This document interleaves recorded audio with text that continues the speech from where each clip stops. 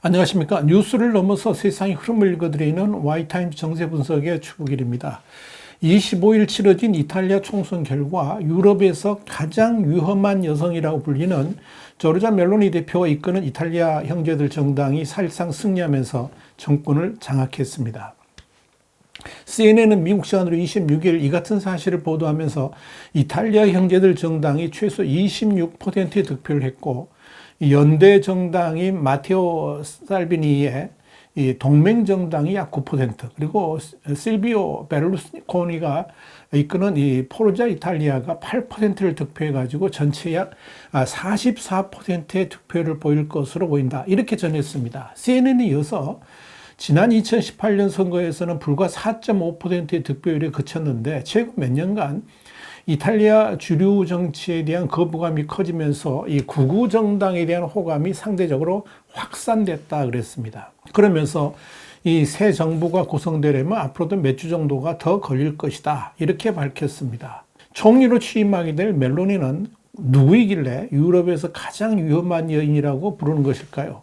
지난 22일 독일의 시산 주간지인 슈테르는 표지에 멜로니의 사진을 싣고 유럽에서 가장 위험한 여성이다, 이렇게 정의를 했습니다. 슈테르는 이어서 포스트 파시스트인 멜로니는 이 푸틴 친구들의 도움을 받아서 이탈리아 총선에서 승리할 것이라 그러면서 이는 유럽의 극단적인 결과를 가져올 수 있다, 이렇게 전망을 했습니다.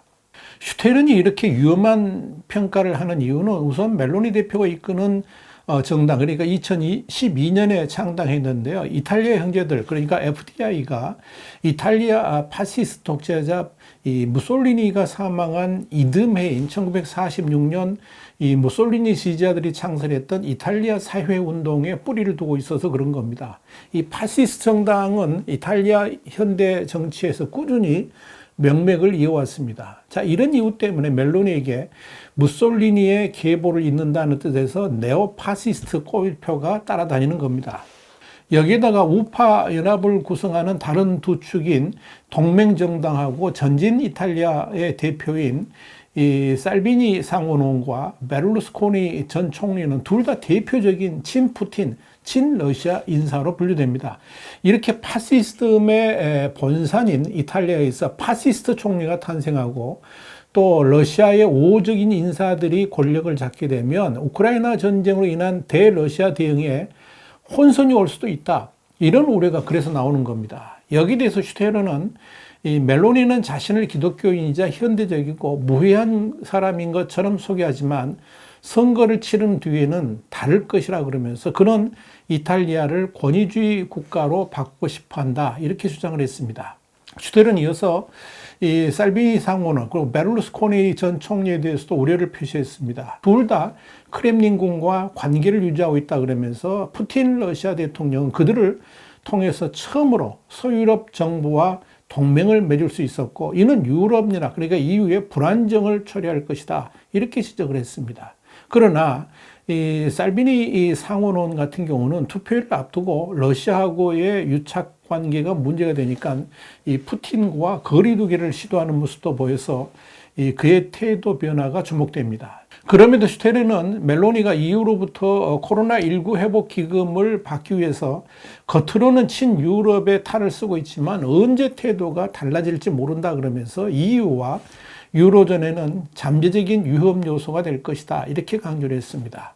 그런데요, 이 극우 정당인 이탈리아 형제들, FDI의 멜로니가 차기 이탈리아 총리로 입각하는 것이 확실시되니까 당장 유럽 내부에서는 우려의 목소리가 커지고 있습니다. 특히 유럽을 향한 러시아의 보복성 가스 중단 공격에 친러시아 기조가 강한 멜로니 대표와 우파연합 인사들이 러시아하고의 관계 개선을 통해서 당면한 에너지 위기를 돌파하려고 한다면 이 유럽연합과 북대서양조약, 그러니까 나토의 분열을 초래할 가능성도 있다는 점에서 이탈리아가 이 서방 동맹의 약한 고리가 될 수 있다, 이런 전망이 나오는 겁니다. BBC도 이날 이탈리아는 EU의 창립국이자 나토 회원국이지만 멜로니 대표의 EU에 대한 언급은 그녀를 헝가리 민족주의자 빅토르 오르반과 비슷하게 보이게 한다라고 지적했습니다. 헝가리는 지금 완전한 친러 국가죠. 그래서 EU의 공조에 사사건건 반기를 들고 있습니다. 심지어 이렉시트, 그러니까 이탈리아의 EU 탈퇴 가능성도 거론이 됩니다. 여기에 대해서 멜로니 대표는 EU를 탈퇴하는 미친 짓을 하지 않겠다 그러면서 이탈리아는 유로존에 남을 것이라고 거듭 약속을 했습니다. 그러나 실제 멜로니 대표는 과거 EU 탈퇴를 주장했다는 점에서 EU 탈퇴 부정은 단지 유세기간 표를 모으기 위한 행동일 가능성도 배제할 수 없다. 이런 평가도 나옵니다. 역시 관심의 초점은 이 멜로니가 러시아에 대해서 어떤 태도를 유지할 것인가, 이런 문제입니다. 미국의 폴리티코는 미국 시간 24일 전통적으로 이탈리아의 우익은 러시아하고 상당히 가깝지만 우크라이나 전쟁 이후에 러시아에 대한 입장이 갈리고 있다 그랬습니다. 그러면서 멜로니는 러시아의 우크라이나 침공을 비판하는 편이고 모스크바에 대한 제재를 지지하는 입장이지만 베를루스코니와 살비니는 그 반대 입장에 서 있다라고 보도를 했습니다. 물론 사회적 분위기 때문에 베를루스코니와 살비니도 처음에는 러시아의 우크라이나 침공을 비난했지만 시간이 갈수록 러시아에 대한 부드러운 접근을 요구하는 목소리가 커지고 있다. 이렇게 폴리티코는 분석을 했습니다. 자, 그럼에도 불구하고 EU는 이탈리아의 대러시아 전선 이탈이 쉽지는 않을 것이라고 보고 있습니다. 우르졸라 폰데어 라이언 이 유럽연합 집행위원장은 지난 22일 미국 시간입니다. 미국을 방문해 가지고 연설하는 자리에서 이탈리아의 선거가 어려운 방향으로 진행되더라도 우리에게는 방법이 있다. 이렇게 말해서 주목을 끌었습니다. 사실 대러시아 정책 문제도 있지만 더 큰 우려 중에 하나는 이 이탈리아 우파 연합의 공약 가운데 강경한 반이민 정책을 비롯해 가지고 정부 부채가 150%에 달하는 이탈리아가 공공지출 확대와 대대적인 감세 같은 자국 중심의 파퓰리즘 정책을 펼칠 경우에 EU하고 갈등을 빚을 수밖에 없습니다. 이와 관련해 가지고 라 레publica는 이 폰데르 라이언 집행위원장이 언급한 방법이라는 게 이 코로나19 회복기금을 뜻하는 것이라 이렇게 풀이를 했습니다. 이탈리아는 EU가 코로나19 피해국을 돕기 위해서 조성한 유럽 개발기금의 최대 수혜국인데요. 이 기금을 통해서 이탈리아가 함부로 행동하는 것을 제어하겠다, 이런 의미입니다.